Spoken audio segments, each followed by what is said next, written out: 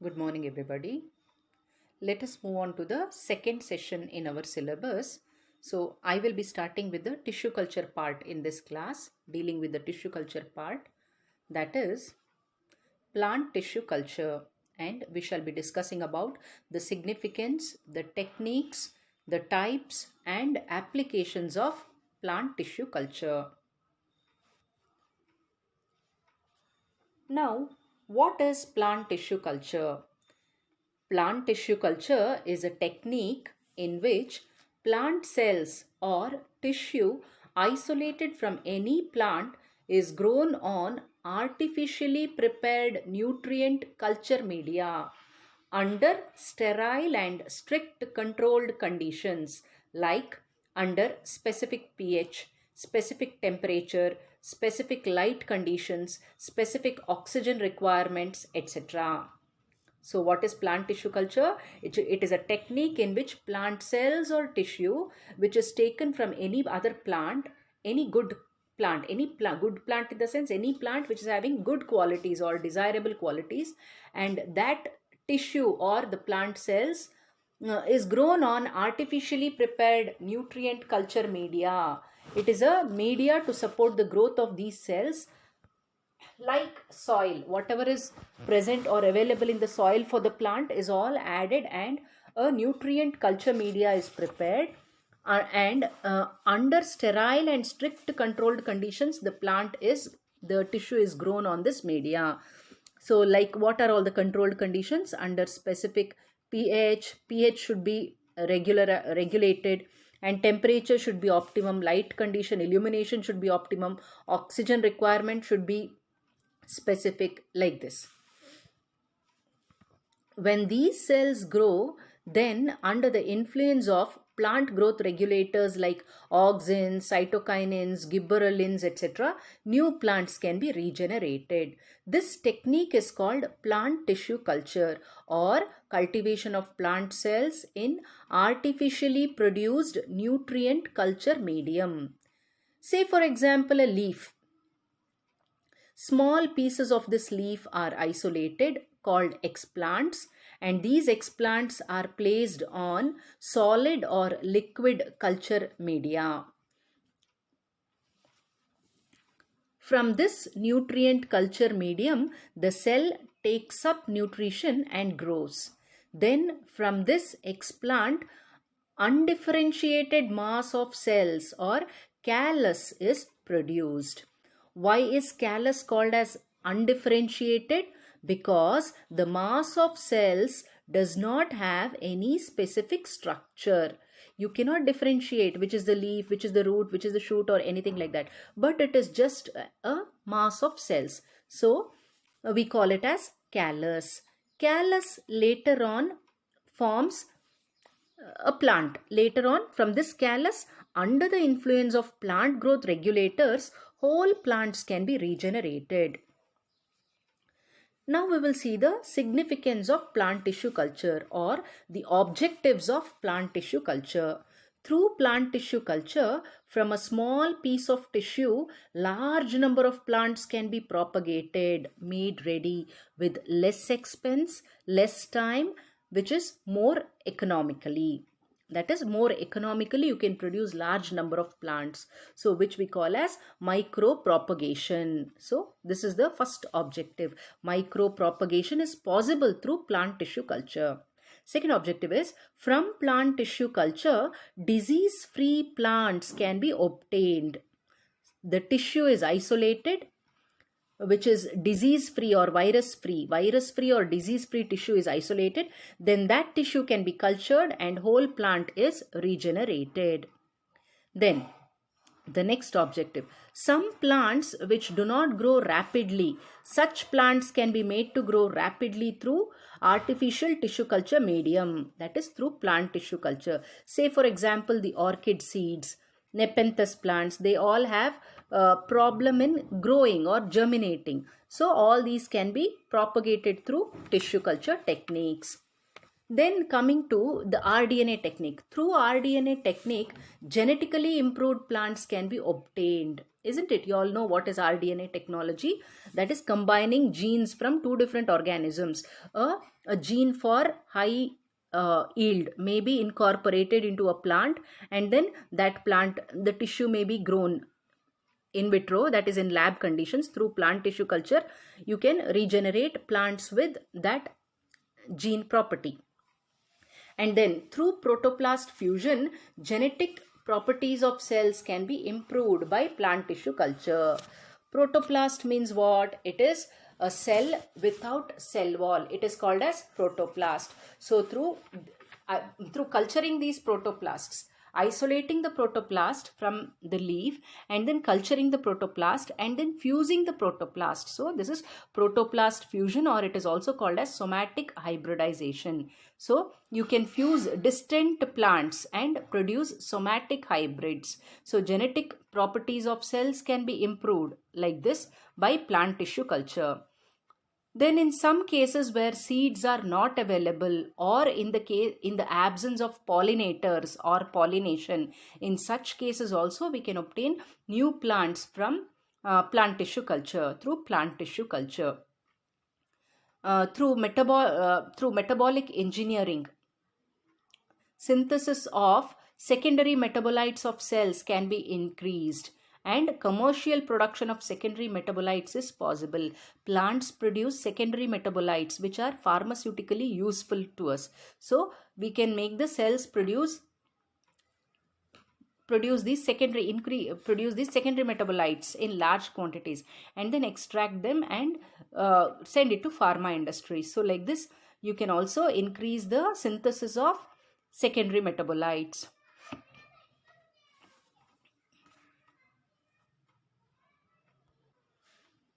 Now we will see what methodology is involved in plant tissue culture.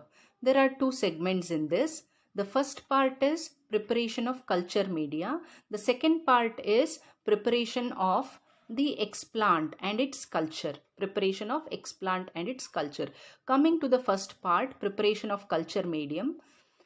First, we prepare the nutrient culture medium. For this, stock solution of different nutrients is prepared in larger quantity.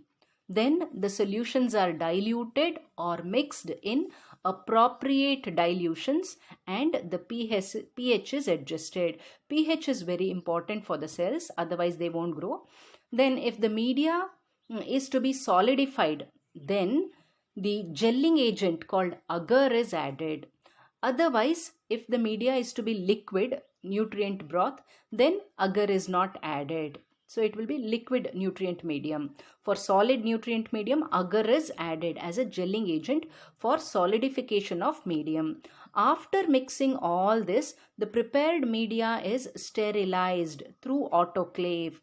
Autoclave is a big pressure cooker. So like this, and then the sterilized media is taken to laminar airflow, where the conditions are very sterile or aseptic conditions, and there, in the absence of any microbes, the media is transferred or poured into culture tubes or conical flasks or petri dishes, and they are allowed to solidify in them.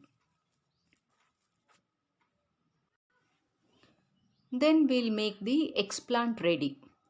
The selected plant is cut and isolated. A small bit is brought to the lab, maybe a root bit, stem bit, or a leaf bit, whichever we want to culture. And in aseptic conditions, that is in the laminar airflow itself, that is under aseptic sterile conditions, all the further operations are done. The isolated plant parts are washed with alcohol or mercury chloride.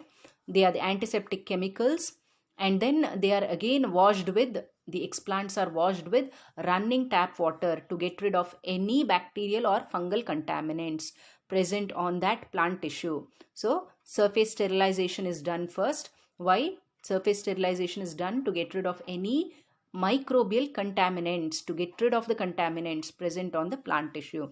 So thus the plant material is surface sterilized and then washed with running tap water and sterile distilled water to remove all the traces of those chemicals if they are present on the plant material. Then the explant is placed over culture media. The cells grow and callus is formed. after specific time interval, the cultured cells are transferred to fresh culture media to maintain the cell growth. So time to time they have to be transferred to fresh culture media with different plant growth regulators. So this is called as subculturing. Culturing and subculturing. Here again there is a quick review of plant tissue culture. Preparation of culture medium and its sterilization in autoclave.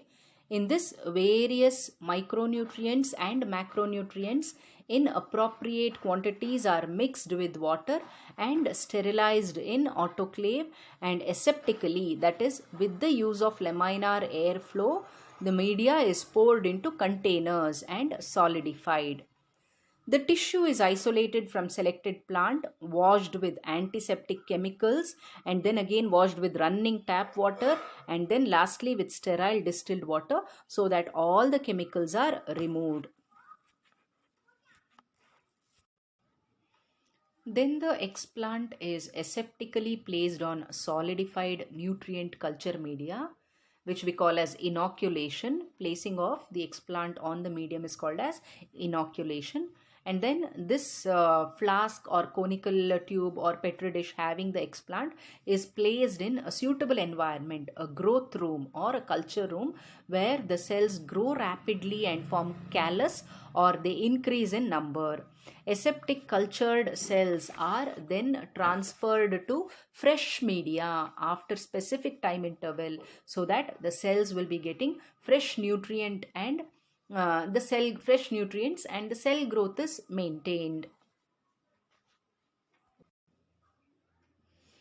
Now let's have a look on the various components of plant tissue culture media. Mainly there are two components, inorganic and organic components. Inorganic components have some macro elements which are required by cells in large quantities. Say for example, nitrogen, phosphorus, potassium, calcium, magnesium, sulfur, etc. And there are some elements which are required in less quantity. They are called as micro elements or micronutrients, like boron, manganese, zinc, copper, molybdenum, nickel, aluminium, etc.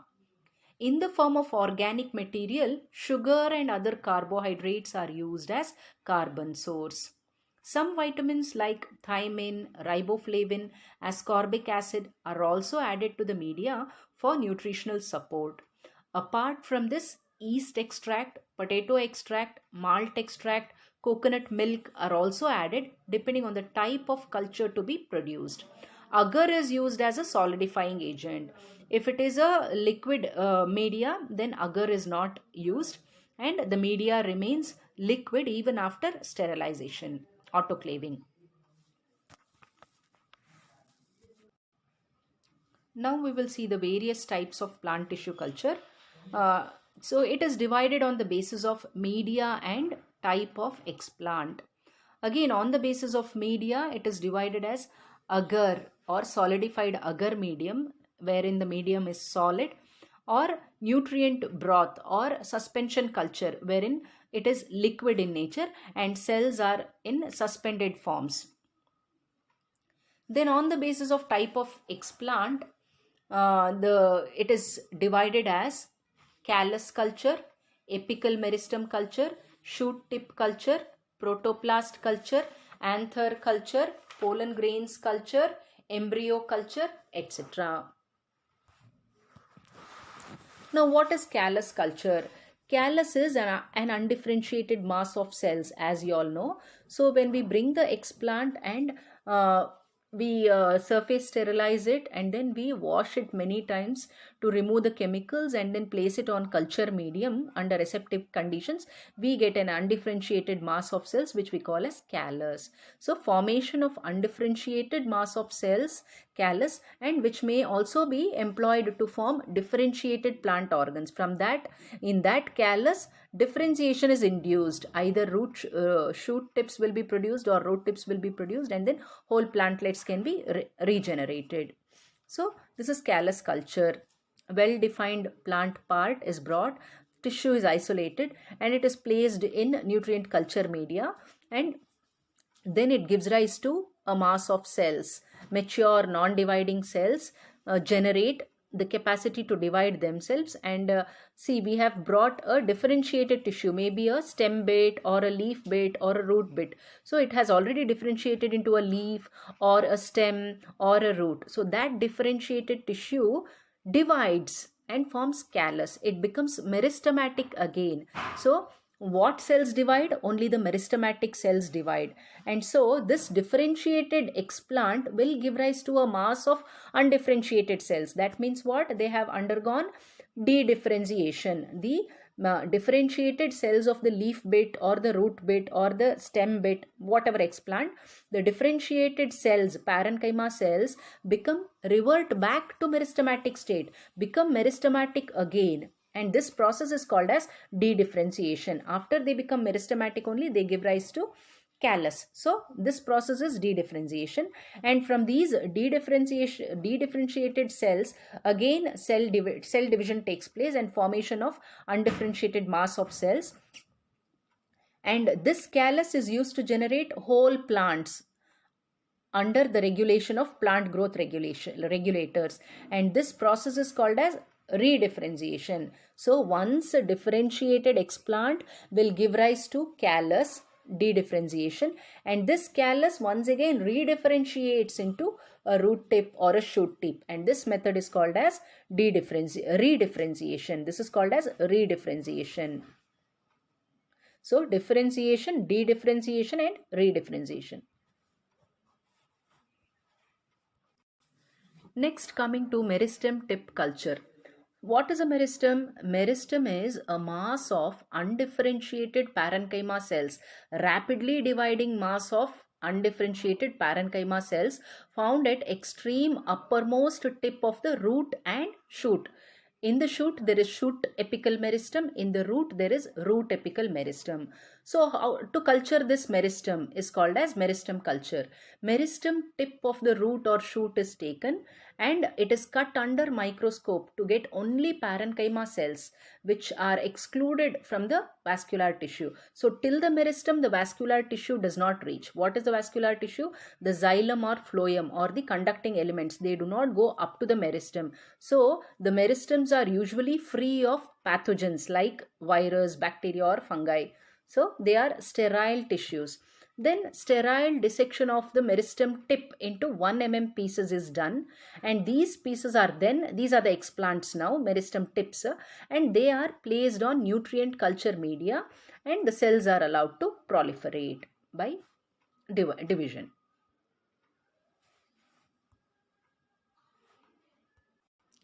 Now protoplast culture.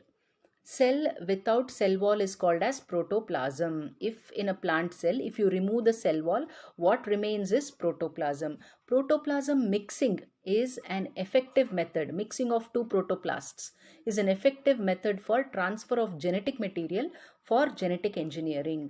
Now there are methods by which we can isolate the protoplast. Two types, mechanical and enzymatic methods.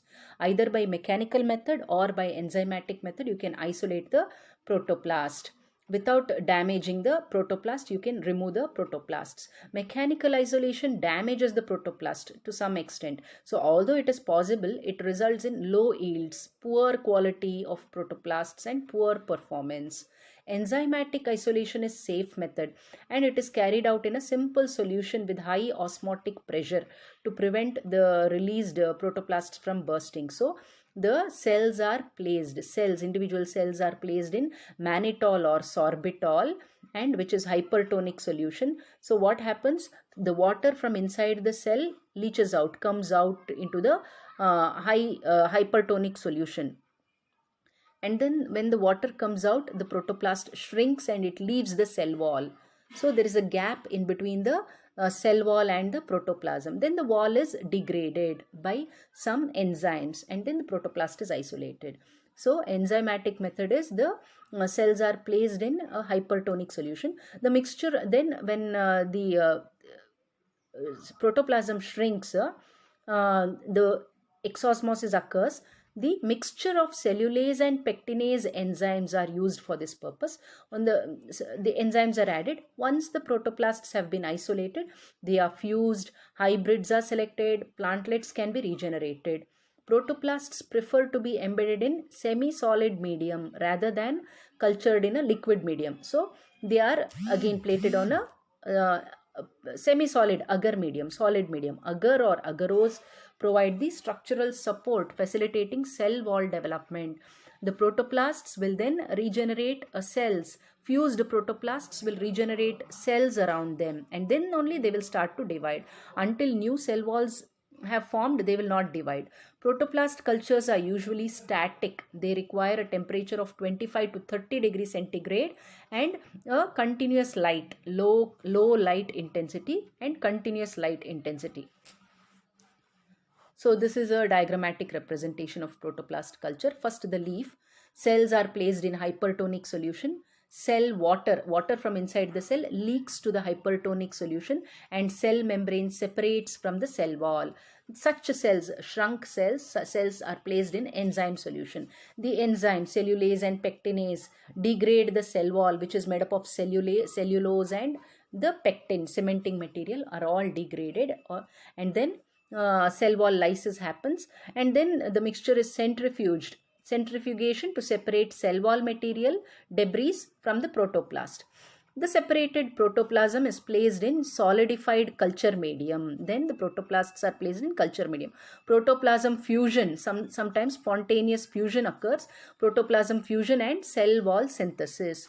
Then cell division starts after cell wall synthesis. Cells start to divide. The combined cells, hybrid cells, start to divide, and a callus is formed, and by the influence of some plant growth regulators, root or shoot development takes place, and then ultimately a whole plant is regenerated. So this is protoplast culture. Anther culture. Anther is the male part of the flower. Anther culture is a technique by which the developing anthers at precise and critical stage are excised aseptically, means removed from the flower bud, from unopened flower bud. Under sterile conditions they are removed, and the anthers are cultured on nutrient medium, where the microspores within the cultured anther develop into callus tissue or embryoids, and then they give rise to haploid plantlets true to the parent plant, either through organogenesis or through embryogenesis, by forming organs or by forming embryoids. Then pollen or microspore culture. Pollen or microspore culture is an in vitro technique, a lab technique by which the pollen grains, preferably at the uninucleated stage, that is before forming the gametes, male gametes, pollen grain will be having a single nucleus. Then it is called as microspore at that stage.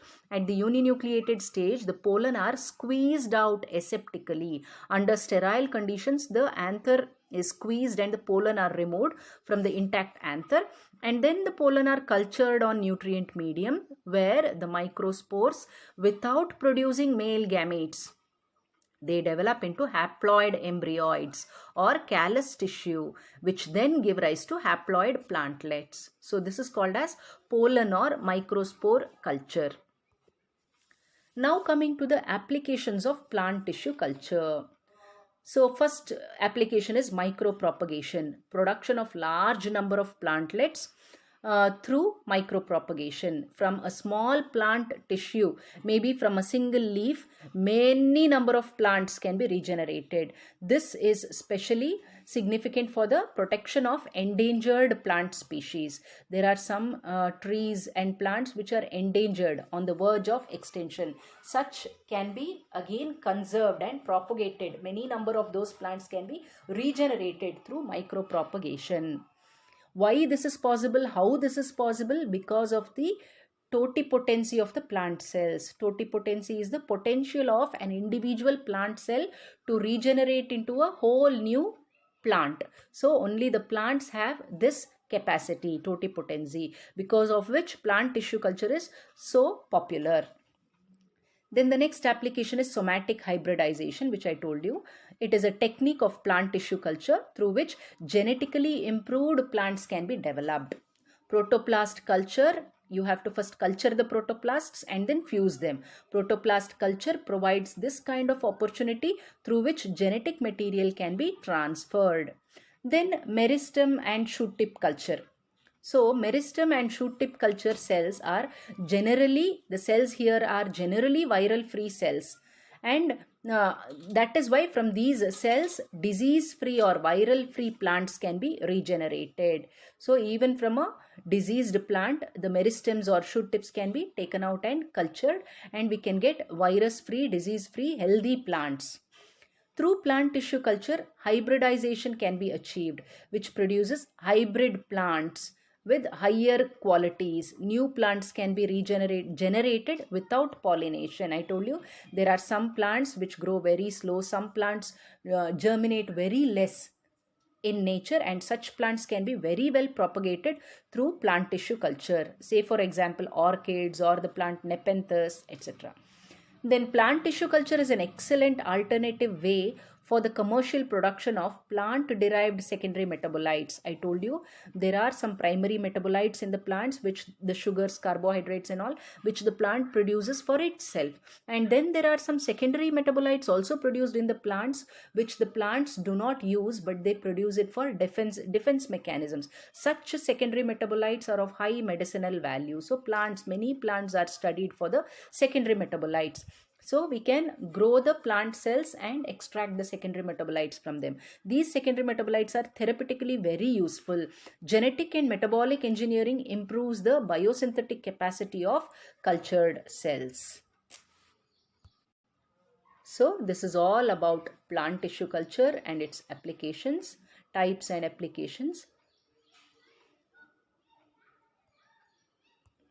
Thank you.